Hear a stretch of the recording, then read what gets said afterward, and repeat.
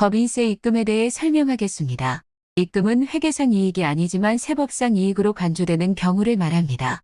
입금은 순자산의 증가를 의미하며 이때 위법한 소득도 포함되지만 법률상 적법하지 않더라도 담세력이 충족되는 것으로 인정하는 것을 말합니다. 이를 계산할 때는 자본납입액과 입금 불산입을 제외합니다. 입금의 범위에는 사업수입, 자기주식을 포함한 양도이익, 임대료 수입, 법에 따른 유무형 평가이익, 국고보조금을 제외한 자산수증 및 채무면제로 인한 이익, 환입된 손금, 특수관계에게 받은 불공정합병으로 발생하는 증자 및 감자 등이 포함됩니다. 미회수 업무무관 가지급금, 특수관계 소명시 이자 수입도 포함됩니다. 판례에 따르면 명예수탁자산은 실질적으로 신탁자의 자산으로 간주되므로 입금에 해당하지 않습니다. 또한 직원이 매출금을 횡령하는 경우에도 회사의 입금으로 간주됩니다. 업무무관 가지급금은 회수 안 하면 입금 산입 시 사회 유출로 귀속자에게 소득 처분됩니다. 이 경우 자산 감소로 손금 유보 처분되어 법인세의 변동은 없으나 귀속자에게 소득세가 과세될 수 있습니다. 이자 수입의 경우 소득을 받지 못하면 1년 후에 이자를 받은 것으로 간주되어 입금 후 상여 처분될 수 있습니다. 또한 회수되지 않는 정당한 사유가 경우에는 입금불산입으로 처리될 수 있습니다. 입금산입의 특례를 알아보겠습니다. 먼저 특수관계인 개인이 유가증권을 저렴한 가격으로 매입한 경우 이 차액을 입금으로 처리합니다. 간주외국납부세액의 경우 입금산입 후 외국납부세액 공제를 적용합니다. 간주입금은 실제로 받은 것은 아니지만 보증금에 대한 이자를 입금으로 간주하는 경우를 의미합니다. 의제배당은 입금 대상 주식 배분 시 배당으로 간주되는 경우를 말합니다.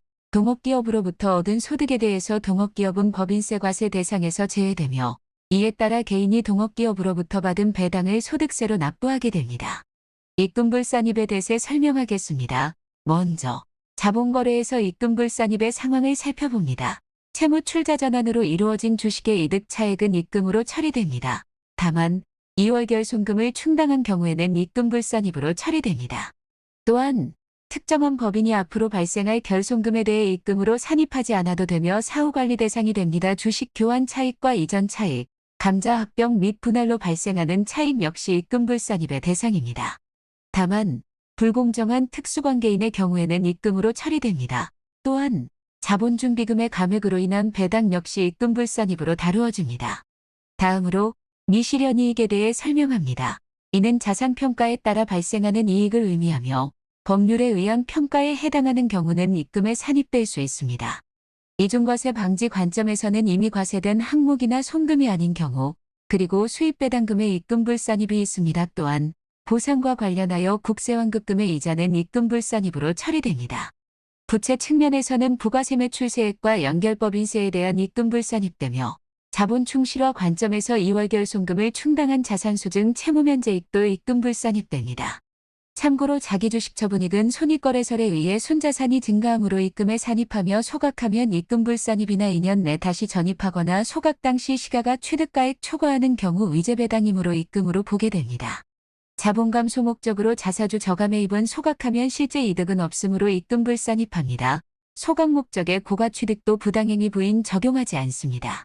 임대보증금 간주입금은 보증금 등을 투기 방지를 위한 대투자 목적으로 부동산 임대업 주요 활동이며 임대사업의 비중이 50% 이상이고 차입금이 자기자본의 2배 이상인 경우 그리고 주택을 제외한 임대보증금이 있는 경우에 해당합니다. 다만 추계 시에는 주택에 대한 임대보증금이 포함됩니다. 계산 방법에 따라서는 상가 분 보증금 적수의 건설비 상당액을 제외한 금액을 이자율로 계산합니다. 또한 금융순익 측면에서는 수입이자, 할인료, 신주인수권 처분이익, 유가증권 처분이익 등을 차감합니다. 추계 시에는 보증금 적수를 이자율로 계산하게 됩니다. 의제배당에 대해 설명하겠습니다. 무상주 배당의 경우 이익잉여금 또는 자본잉여금 중 채무면제익, 재평가재산세 1% 토지분 등 입금 부분을 무상주로 주주에게 주면 배당으로 간주됩니다. 또한 자기주식 소각익 중 2년 내 자본전입, 전입 시 시가가 취득보다 큰 경우, 자본전입 시 추가 배정으로 지분 비율이 증가한 경우는 입금으로 봅니다. 귀속 시기는 자본전입 결의한 날입니다. 감자, 해산, 합병, 분할의 경우 주주가 받은 대가에서 취득가액을 차감하여 배당을 계산합니다. 합병과 분할의 적격 여부는 계속사업자 등 특정 조건에 만족하는 경우에 해당되며 적격 합병 분할의 경우 대가는 장부가액입니다. 그 외의 경우에는 시가를 기준으로 배당을 계산합니다. 소멸주식의 취득가는 장부상 취득가가 요보금을 고려합니다. 단기주식 소각의 경우 감자전 2년 내에 위제배당이 아닌 무상주는 먼저 소각된 것으로 처리되며 취득가액은 0으로 간주됩니다. 배당의 귀속 시기는 결의일, 탈퇴일, 자녀재산 확정일, 등기일에 따라 다르게 결정됩니다. 수입배당금의 이중과세 조정에 대해 알아보겠습니다.